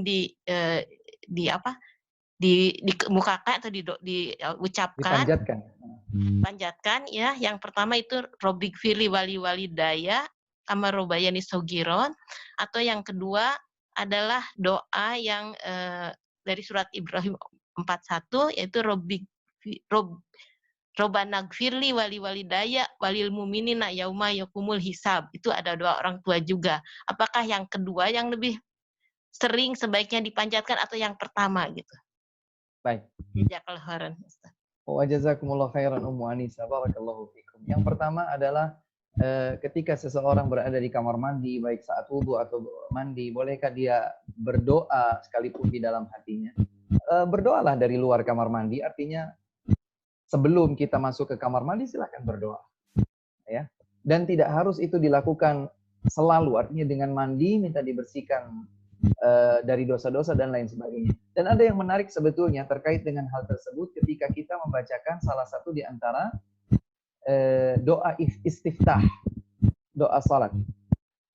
Halo? Cek. Ya Ustaz, terdengar Ustaz. Baik. Halo? Cek. Ya Ustaz, terdengar Ustaz. Baik. Di antara yang berhubungan dengan permintaan kita, minta dibersihkan ya dengan air dan lain sebagainya adalah doa iftitah. Allahumma ba'id baini wa baina khataayaya kama ba'adta bainal masyriqi wal maghrib. Ya Allah, jauhkan antara diriku dan kesalahan-kesalahanku sebagaimana Engkau menjauhkan antara timur dan barat. Ya. Artinya dibersihkan dosa-dosa, dijauhkan catatan-catatan dosa, diampuni oleh Allah Subhanahu wa taala sejauh timur dan barat. Wa naqqini min khataayaya kama yunaqqas thawbul abyadu minad danas. Dan bersihkan diriku dari kesalahan-kesalahanku, ampuni aku ya Allah. Sebagaimana pakaian putih dijernihkan kembali, diputihkan kembali. Kita tahu bahwa kalau ada pakaian putih kena noda sangat terlihat. Ya, maka kita pasti akan berupaya menghilangkan noda tersebut agar pakaian putih ini kembali seperti semula. Kita meminta kepada Allah Subhanahu wa taala agar dibersihkan diri kita, jiwa kita, kalbu kita dari dosa-dosa sebagaimana dibersihkannya pakaian putih dari kotoran. Wa naqqini min khataaya kama yunqqa thawbul abyadu min ad-danas waghsilni min khataayaya bil ma'i wath thalji wal bard. Ya Allah, dan bersihkan, cucilah diriku dari dosa-dosaku bil ma'i dengan air, wath thalji dan salju, wal bard dan dingin. Ya, minta dibersihkan oleh Allah Subhanahu wa taala kesalahan-kesalahan kita, dosa-dosa kita ya dengan air dan dingin. Maka dengan membaca doa ini tatkala kita salat misalnya, insya Allah sudah cukup sebagaimana yang tadi diutarakan keinginan kita untuk membersihkan jiwa raga ini dari kotoran-kotoran semasa kita wudu atau mandi ya. Wallahu taala. Kemudian yang kedua berkaitan dengan doa untuk kedua orang tua. Mana yang saya baca? Rabbighfirli wa liwalidayya warhamhuma kama rabbayani shaghira, atau yang dalam surat Ibrahim Rabbighfirli wa liwalidayya walil mu'minina yauma yaqumul hisab. Tidak masalah di antara keduanya kalau kita panjatkan kepada Allah Subhanahu wa taala dan boleh memperbanyak keduanya. Hanya saja bedanya antara yang pertama dengan yang kedua dalam surat Ibrahim bahwa yang kedua ada tambahan lil mu'minin. Rabbighfirli wa liwalidayya walil mu'minina yauma yaqumul hisab. Yauma yaqumul hisab. Ya Allah, ampuni aku, kedua orang tuaku dan kaum mukminin pada nanti hari hisab. Kelebihan disebutkannya mohon ampunan untuk diri sendiri, untuk orang tua dan juga untuk kaum mukminin adalah bahwa semakin banyak yang kita doakan kebaikan untuknya, berarti semakin banyak pula dampak negatif, dampak positif yang akan kembali kepada kita. Bagaimana maksudnya? Nabi Muhammad SAW bersabda, "Ma min 'abdin mu'minin yad'u li akhihi 'ala dhahril ghaib illa kana al-malakul muwakkalu 'inda ra'sihi yaqulu amin wa laka bimithli." Atau kama qala alaihi salatu wassalam. Nabi Muhammad SAW pernah bersabda, tidaklah seorang hamba mukmin berdoa untuk kebaikan saudaranya dari kejauhan, 'ala dhahril ghaib. Jadi bukan di hadapannya langsung. Kalau kita kan sekarang gini, jazakallahu khairan, semoga Allah membalasmu dengan kebaikan, kan secara langsung kita sampaikan. Barakallahu fiik, semoga Allah memberkahimu. Ini doa disampaikan secara langsung. Kata Nabi SAW, tidaklah seorang hamba mukmin berdoa kebaikan untuk saudaranya dari kejauhan. Jadi saudaranya nggak tahu. Saya berdoa, ya Allah ampuni untuk fulan. Fulan nggak tahu. Fulan tidak sedang berada di hadapan saya. Ya Allah, limpahkan kepadanya hidayah, taufik, inayah, keselamatan, kesehatan dan lain sebagainya. Kata Nabi SAW, tidaklah seorang hamba mukmin berdoa untuk kebaikan saudaranya dari kejauhan, kecuali akan ada malaikat yang bertugas khusus untuk mencatat doa tersebut sekaligus mengaminkan. Malaikat itu akan berkata, amin, semoga Allah kabulkan doamu. Walaka bimithlin, dan bagimu kebaikan yang serupa. Jadi kalau kita berdoa kebaikan untuk saudara mukmin dari kejauhan kita berdoa untuk kebaikan saudara mukmin, maka dampak positif yang akan kita dapatkan adalah kita mendapatkan kebaikan serupa dengan doa yang kita panjatkan tersebut. Jadi kalau saya berdoa, ya Allah ampuni fulan, sesungguhnya kita juga sedang meminta ampunan untuk diri kita sendiri. Subhanallah. Makanya kata para ulama, salah satu di antara amalan yang sekali melakukan, kita mendapatkan banyak kebaikan adalah doa untuk kebaikan saudara kita dari kejauhan. Nah, kembali kepada pertanyaan Ummu Anissa ya tadi, untuk Ummu Anissa, bahwa mana yang lebih banyak kita panjatkan. Enggak masalah, kedua-duanya kita perbanyak untuk kita panjatkan. Namun istimewanya doa yang disebutkan dalam surat Ibrahim, Rabbighfirli wa liwalidayya walil mu'minina yauma yaqumul hisab, ada tambahan doa untuk kaum mukminin, maka semakin banyak doa kebaikan yang kita panjatkan untuk orang yang tidak berada di hadapan kita, semoga semakin banyak kebaikan pula yang kita dapatkan dari doa kita tersebut. Demikian wallahu ta'ala a'lam. Jazakumullah khairan Ustaz. Wa jazakumullahu khairan. Kita persilahkan kepada Bang Ebin untuk bertanya. Mungkin Bang Ebin bisa nyalakan mic dan videonya juga supaya bisa melihat. Ntar. Assalamualaikum warahmatullahi wabarakatuh, Ustaz. Waalaikumsalam warahmatullahi wabarakatuh. Afwan, Ana lagi kerja, cuman pengen dengerin juga. Silakan, akhi. Gini, Ustaz, mau nanya tentang doa.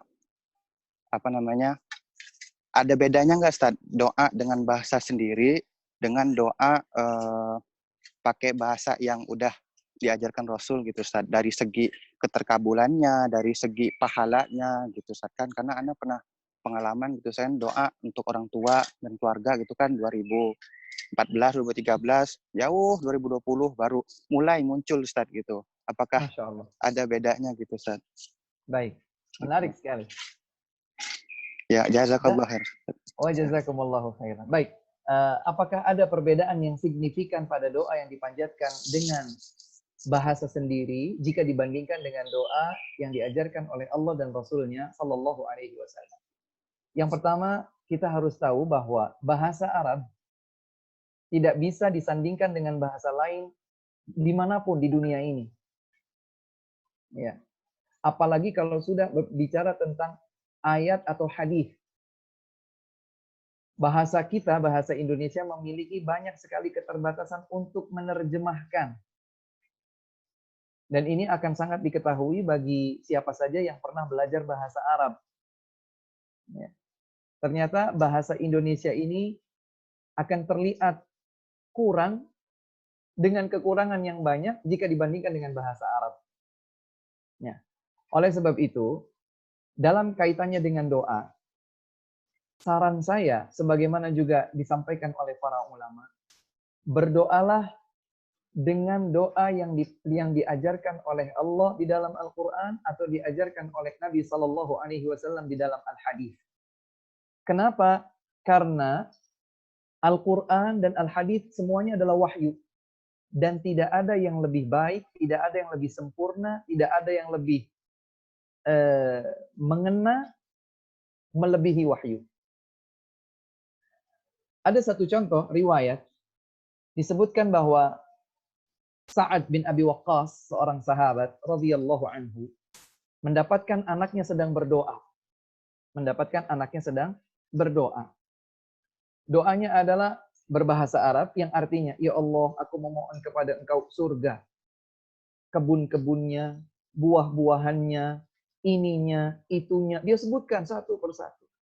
Kemudian ayahnya memberikan nasihat dan sekaligus teguran kepadanya, wahai putraku, kalaulah engkau meminta surga kepada Allah Subhanahu wa Ta'ala, maka engkau akan dapatkan semua yang ada di dalam surga, sampai pun engkau tidak menyebutkan sebagaimana engkau sebutkan dalam doamu tadi. Dijelaskan oleh para ulama, ini menunjukkan bahwa semakin kita berdoa dengan doa yang diajarkan oleh Al-Quran dan Al-Hadis, yang pertama sesuai dengan yang kita butuhkan. Yang kedua, sebetulnya doa yang diajarkan oleh Al-Quran dan Al-Hadis sudah sangat sempurna jika dibandingkan dengan doa-doa yang lain. Atau dengan doa yang diutarakan dengan bahasa lain. Mungkin seseorang bertanya, Ustadz, tapi saya punya kebutuhan saya itu tidak ada di dalam doa, baik dalam Al-Quran ataupun dalam hadis. Lalu bagaimana saya meminta? Apa contohnya? Misalnya contohnya begini. Saya pengen badan saya lebih tinggi misalnya.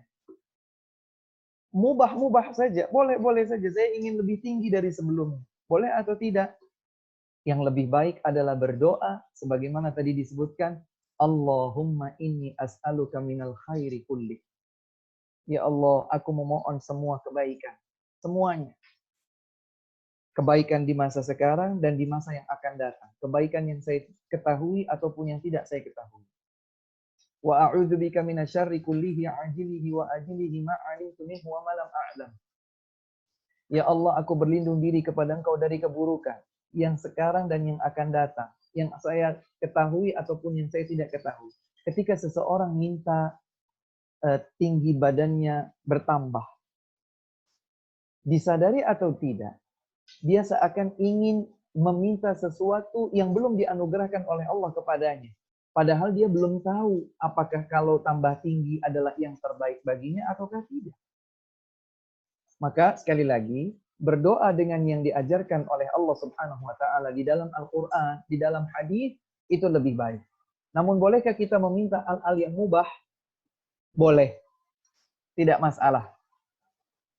Dan berdoa subhanallah dengan doa yang diajarkan dalam ayat ataupun hadis, subhanallah, jika doa itu dibaca, dipanjatkan dengan penuh penghayatan, kita paham apa yang akan kita minta di dalam doa kita itu, maka akan lebih melembutkan hati kita sekaligus mendekatkan diri kita kepada Allah Subhanahu wa taala.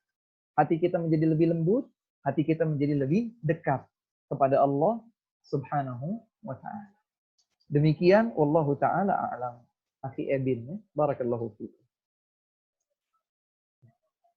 Jazakumullah khairan, Ustaz. Wa jazakumullahu khairan. Ini izinkan Ana untuk bacakan pertanyaan lewat chat dulu ya, Ustaz. Baik. Ustaz, tadi dikatakan bahwa supaya doa kita dikabulkan, tidak boleh berburuk sangka kepada Allah.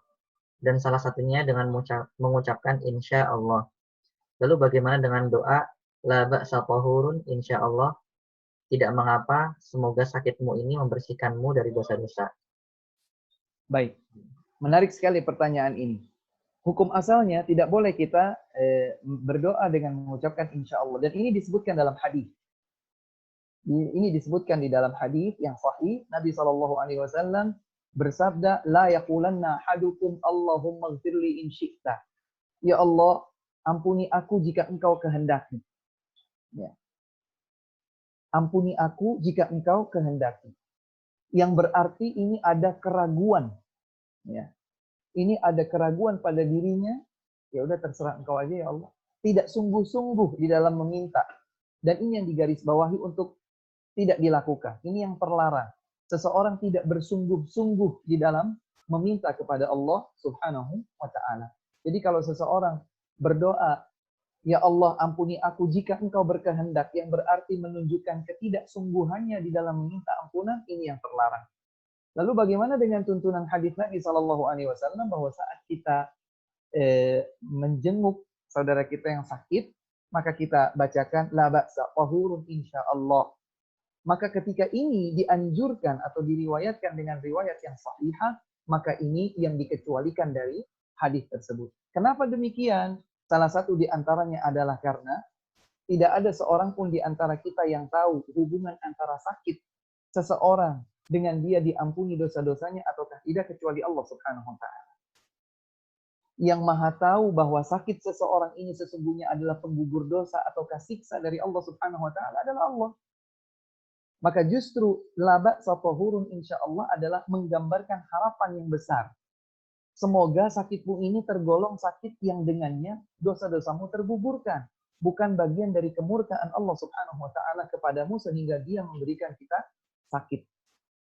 Di antara yang diberikan hukuman berupa sakit padahal dan itu maknanya Allah murka kepadanya adalah yang dialami oleh Namrud. Raja Durjana yang menentang Nabi Ibrahim alaihi salam dan bahkan berkata, aku adalah Rabb, Tuhan, Raja Namrud. Yang Allah Subhanahu wa taala sebutkan di dalam ayat Al-Qur'an. Wa idh qala Ibrahim rabbi alam tara ila alladhi hajja Ibrahim alam tara ila alladhi hajja Ibrahim idh qala rabbi alladhi yuhyi wa yumiit qala ana uhyi wa yumiit dan seterusnya. Maka Allah Subhanahu wa taala menghukum Namrud dengan cara apa? Mengirimkan satu ekor serangga, nyamuk atau lalat yang masuk di dalam tempurung otakmu. Ada yang menyebutkan itu terjadi selama sekian puluh tahun, sekian belas tahun, sekian tahun. Sakit. Saking sakitnya Namrud sampai membentur-benturkan kepalanya di tembok. Dan dia tewas. Diakibatkan hal tersebut. Ini contoh sakit yang sebetulnya Allah Subhanahu wa taala ingin memberikan siksa kepada hamba tersebut. Adapun seorang mukmin maka dipanjatkan doa kepadanya la ba'sa tahurun insyaallah dengan justru sebuah harapan. Semoga sakitmu ini termasuk sakit yang dengannya jika engkau bersabar maka Allah Subhanahu wa taala akan mengampuni dosa-dosamu. Demikian wallahu taala a'lam. Jazakumullah khairan Ustaz. Wa jazakumullahu khairan. Ini bagaimana dengan waktu antum Ustaz? Apakah tinggal sekitar 10 menit lagi azan akan berkumandang. Jadi mungkin bisa dipercepat barangkali kalau ada yang ingin bertanya secara langsung. Iya. Ada pertanyaan menarik Ustaz lewat chat, boleh Anda bacakan dulu Ustaz. Mungkin nanti kalau ada waktu kita persilakan bertanya. Silakan. Ya Ustaz, bagaimana kita supaya ketika doa itu terkabul tidak jenuh Ustaz dan merasa doanya sudah terkabul dan akhirnya malas untuk berdoa kembali. Bagaimana supaya kita tidak merasa puas dalam berdoa dan beristiqomah setelah dikabulkannya doa Ustaz? Bagaimana agar kita tidak berputus asa dalam berdoa, tidak bosan di dalam memohon kepada Allah Subhanahu wa taala? Di antaranya adalah dengan mengingat hadis tadi yang dibawakan oleh Abu Sa'id Al-Khudri bahwa seorang mukmin ketika dia berdoa dengan doa apapun kebaikan ya, yang jelas bukan doa meminta dosa, bukan juga minta diputusnya tali silaturahmi, maka pasti akan ada kebaikan dengan satu di antara 3 bentuk yang tadi disebut. Boleh jadi doanya dikabulkan sekarang. Kalau tidak sekarang, maka saya yakin bahwa Allah akan memberikan kebaikan dengan hikmah lain yang mungkin belum saya pahami. Allah akan simpan doa kebaikan saya sebagai tabungan saya nanti di akhirat. Atau sesungguhnya doa kebaikan yang saya minta diberikan kabul oleh Allah Subhanahu wa taala dalam bentuk Allah akan selamatkan kita dari petaka yang senilai dengan doa permintaan tersebut. Jadi dengan berprasangka baik kepada Allah Subhanahu wa taala tidak ada yang hangus dari doa kita. Tidak ada yang luput dari catatan kebaikan Allah Subhanahu wa taala. Maka berdoalah, semangat. Selama doa kita bukan meminta dosa, selama doa kita bukan meminta diputusnya tali silaturahmi, dan selama tidak ada penghalang dikabulkannya doa kita, semoga Allah Subhanahu wa taala senantiasa mengabulkan doa-doa kita. Wallahu taala a'lam. Ada 2 pertanyaan yang terkait ya tentang jazakallahu khairan. Yang pertama, ketika jazakallah tanpa diikuti khairan, ini tidak sesuai dengan tuntunan, yang pertama. Yang kedua, di dalam bahasa Arab, maknanya belum sempurna. Semoga Allah membalas engkau. Itulah jazakillah atau jazakallah. Semoga Allah membalas engkau. Membalas dengan apa? Membalas dengan kebaikan atau dengan keburukan? Maka kita ucapkan jazakallahu khairan. Semoga Allah membalas engkau dengan kebaikan. Jadi yang sempurna, baik secara makna ataupun sesuai dengan tuntunan hadis adalah kita mengucapkan jazakallah atau jazakillah atau jazakumullahu khairan. Kemudian apakah kita ikuti dengan insya Allah?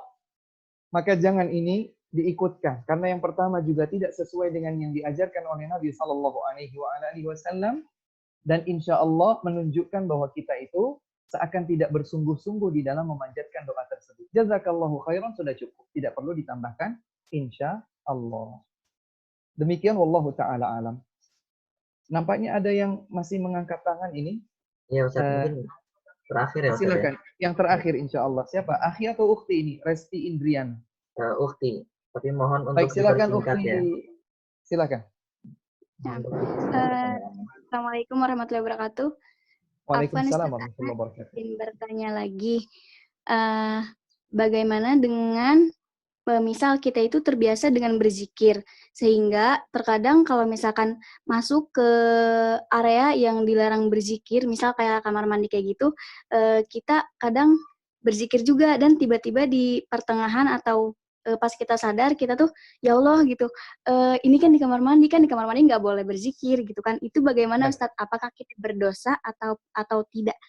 Sama satu lagi, kalau misalkan kita mendoakan seseorang, kita kan tahu nih doa itu buat doa tertentu, misal mendoakan anak, melihat anak, kita mendoakannya, tapi kita tidak tahu artinya. Bagaimana dengan itu Ustaz? Syukran, jazakallahu khairan.